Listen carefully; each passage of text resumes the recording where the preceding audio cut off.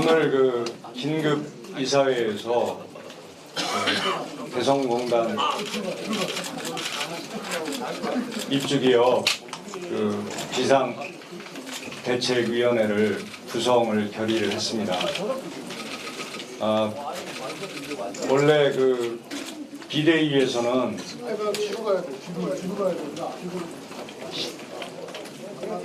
가장 그 기업들이 지금 사실 아마 오늘 그 북측이 발표한 북측의 조치들을 다 보셨을 텐데 이번에 어제 발표된 우리 정부의 개성공단 전면 중단 결정에 대한 결과물로서 오늘부로 개성공단은 완전히 거의 사망 선고가 내려진 게 아닌가, 양쪽 당국으로부터. 그래서 이 기업들이 참 피해는 눈앞에 현실로 그대로 이제 굳어지는 것 같습니다. 그래서 그러한 부분들에 대한 우리는 자구책 정도가 아니라 자생의 방법으로서 스스로 살아남기 위해서 그런 무리하고 부당한 결정을 한 정부의 책임에 대해서 우리 기업들은 그 책임에 합당한 그런 정부의 후속 대책과 보상들을 당연히 앞으로 요구할 것이고, 그것이 여의치 않을 때는 또 대한민국이 법치국가인 만큼 법적인 검토를 거쳐서 어제 그 조치 일방적이고 무리한 점에서 비롯되는 그런 여러 가지 문제점들을 얘기하고 그거에 대한 결과적인 책임을 정부에게 우리가 묻고자 할 것입니다. 그래서 오늘 또 비대위 구성건에 대해서 의결을 했고요. 그 다음에 아까 이사회 시작할 때쯤에 북측의 조치 5가지 그거에 대해서 확인을 하면서 개성 현지로부터 또 전화를 받고 또 확인했고, 그러면서 오늘 여러 가지 사실 지금 입장에서 어제의 정부 조치가 갑작스러운 조치가 너무나 야속하고 원망스럽다. 사실 기업들 입장에서는, 그리고 어떻게 보면 기업들 입장에서는 우리가 친북 좌파나 종북 좌파라서 간 게 아니고 거기에 우리가 새로운 기회가 있고 새로운 역할이 있고 또 우리 국가 내지는 우리 민족에 더 밝은 미래가 있다고 생각해서 가서 예기치 못했던 그런 여러 가지 환경과 장애를 만나면서 참 고생 해왔는데, 참 우리 정부로부터 너무 홀대받고 무시받는 게 전부 다들 너무 슬프고 분하고 그랬던 것 같습니다. 그래서 그런 부분에 대한 여러 가지 의견들을 조율을 했고요. 하여튼 내일 비상총회에서 비상대책위 구성을 추인 승인 받고 내일부터 비대위 활동을 전개해 나갈 것입니다. 이상이고 질문 내용 있으시면 저희가 드릴 수 있는 부분까지는 제가 드리겠습니다. 손을 들어 질문하고 소승 기체였으면 좀 말씀해 주십시오.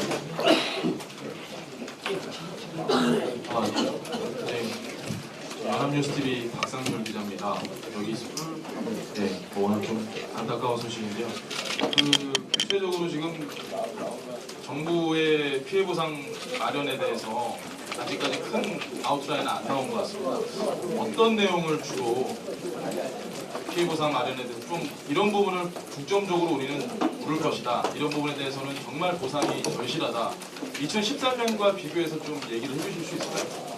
2013년도에는 어떤 피해를 입었어도 그 사태의 발단 책임이 북측에 있기 때문에 우리 정부한테 무엇을 해달라고 요구하기가 좀 어려운 입장이었습니다.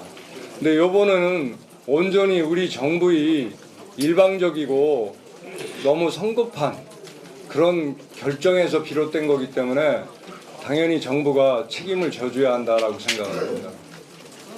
어떤 식으로 책임을 지는 게 가장 적합하다고 생각하십니까? 그 기업이 실질적으로 입은 피해에 대해서 실효적인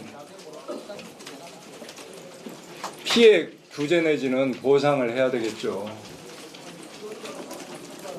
지금 하나만 더 여쭤게 마지막으로 현재 거기 있는 우리 정부, 우리 기업들의 자산 규모가 정확하게 추정도 안 되는 걸로 알고 있는데요. 추정이 됩니다.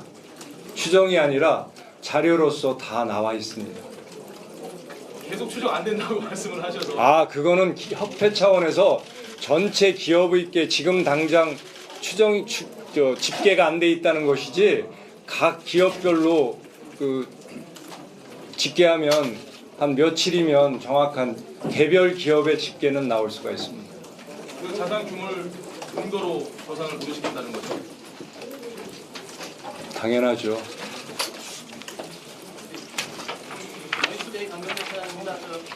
기상총회가 다음 주 월요일로 아닙니다. 내일 11시에 있습니다. 내일 11시로 내일 11시 반에 기상총회입니다.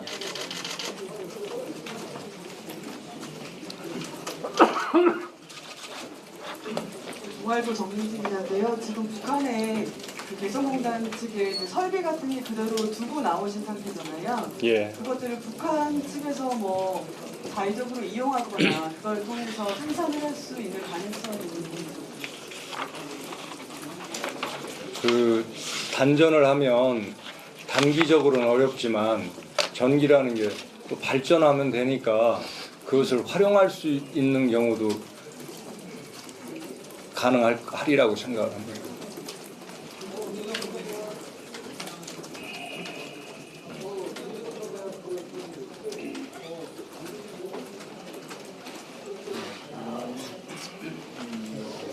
추가적으로 없으면 여기서 마무리 짓겠습니다. 저 한국일보 박민식이라고 합니다. 그 기대위 활동을 내일부터 하시게 되면 구체적으로 어떤 활동을 하시고 또 어떻게 움직이시는지 그걸 좀 구체적으로 알려주셨으면 좋겠습니다. 입주 기업들을 위해서 우리 입주 기업들이 스스로 자구책을 찾는 활동이 비대위 활동이라고 보시면 됩니다.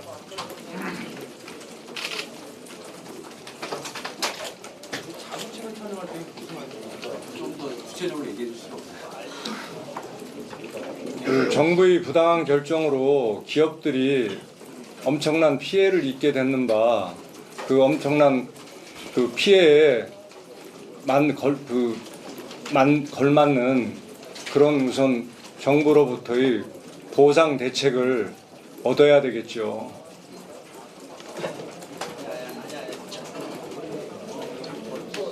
또 아까 뉴시스의 김동현 기자 질문.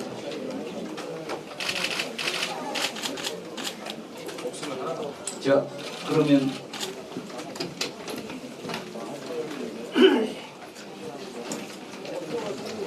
지금 하나만 더 하겠습니다. 정부가 지금 발표한 게 결국은 대출, 금융 지원, 대체 부지 요 정도 내용이 있는데 지금 하시는 말씀은 그것과는 전혀 별개로 따로 피해액에 대한 보상을 정확하게 현물로 하든 현금으로 하든 나와야 된다 이런 말씀이신 거죠?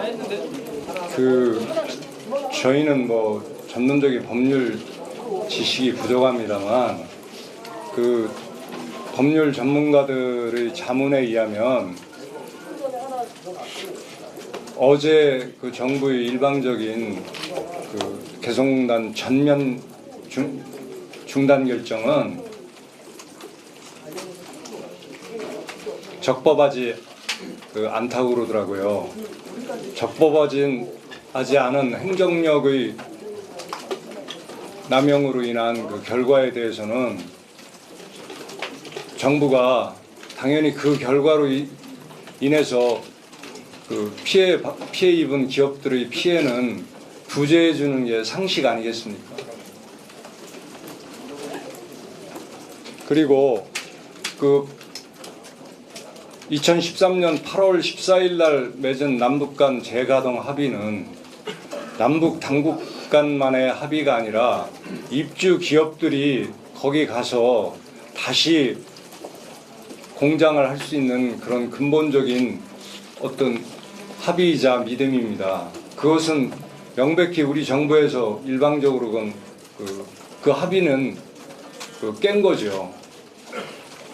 어떠한 경우에든 정세의 영향을 받음이 없이 개성공단의 안정적인 운영을 남과 북은 보장한다는 그 명백한 합의에 그건 위배가 된 거죠. 그리고 지금 그 정부에서 얘기하는 내용들이 다 그 사실과 조금씩의 그 차이가 있습니다. 그리고 그 대표적으로 아까도 어떤 분들한테는 말씀드렸지만 6,190억은 개성공단이 11년간 지급한 임금의 누계 총액입니다. 한 해 기준으로 따지면 550억 남짓하고요. 그 중에 일부가 평양으로 갔다면 연 200억도 채 안 되는 돈인데, 그 뭐 우리 정부에서 추계 얘기하대요. 그 미사일 한 발 쏘는데 돈이 얼마 들어가고 핵실험 한 번 하는데 얼마 들어가는데, 그 미사일은 개성공단 생기기 전인 1998년부터 발사하기 시작했고요. 핵실험도 2006년도에 개성공단 임금 수입이 거의 없을 때도 핵실험을 했습니다. 그래서 그거로 인한 자금원이 되기 때문에 개성공단은 닫아야 된다는 것은 정부의 얘기가 상대적으로 좀 맞지 않는 것 같다 하는 그런, 기업들은 그렇게 판단합니다. 질문이 없으면 예. 서울경제 건강기자인데요. 그 북측에서는 북측 근로자의 퇴직금 문제나 토지 사용료 아니면 세금 등 이런 추가적인 부담을 좀 요구할 수도 있나요? 그 결론이 났잖아요. 오늘부로 관리위를 포함한 모든 남측 사람들은 추방하니까 가라. 그 뭐 더 이상 이제 남쪽하고 개성공단을 놓고 말을 섞고 싶지 않다는 얘기입니다. 한국경제팀 정명근 기자인데요. 피해 규모가 추산이 안 된다고 하는데 대략적으로는 어느 정도 선인지는 지금 뭐 대략 이렇게 좀 잡히실 것 같은데 안 나옵니다. 그리고 지난번에 그 저희가 아까 얘기한 거는 2013년도에 통일부에서 그 신고 받아갖고 집계한 그 자료를 말씀드린 건데, 그때는 기업들이 실질적인 입은 손실에 대해서만 얘기했지, 기업들이 이번 같은 경우에는 그 영업권이 없어졌지 않습니까? 어떻게 보면 언제 우리가 사업을 다시 할지도 모르지 않습니까? 그런 부분에 대한 손실까지 그 손실에 포함이 돼야 될 것이라고 생각을 하기 때문에 지금 당장 뭐라고 말씀드리기가 어렵습니다. 기대위가 하는 역할이 바로 이런 부분들을 판단하시겠다. 예, 그렇습니다. 추가 질문이 없으면 내일 11시 반에 비상총회가 있기 때문에 비상총회 장소는 옆에 2층 대의실에서 있습니다. 이것으로 오늘 기자간담회를 마치도록 하겠습니다.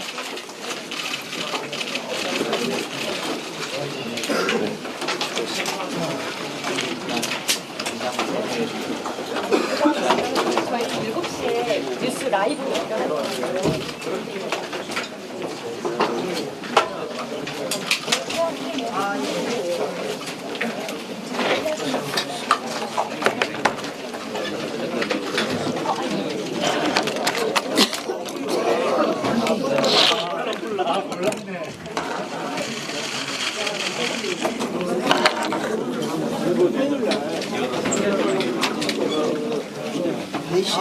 최종 결정 내리긴 했습니다. 일단 점주분들한테는 제가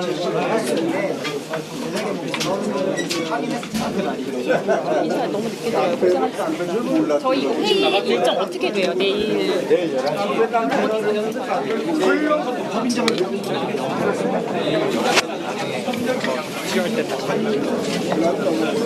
직원들이 지금까지 야근해 가면서 그 올라가 있는 자재 뭐 이런 것 등등 그 파악을 하고 있습니다. 그래도 한 대략적으로 그렇게 금방 안 나옵니다. 왜냐하면 저희 공장만 해도 한 1,000명이 일하던 적인데 그 라인이 17개입니다. 그 17개에 순차적으로 돌려들어가는 것들이 여러 건으로 오다가 돼 있기 때문에 그걸 집계를 정확히 뽑으려면 시간이 며칠 걸립니다. 그러면은 지금까지 설비 투자에 이미 들어가신 금액은 어느 정도 되는지 조금 부탁드립니다. 100억 정도 들어갔습니다. 아 그럼 오늘 저기 올라갔던 인원은 아직은 기한이 되었습니다. 예, 알겠습니다.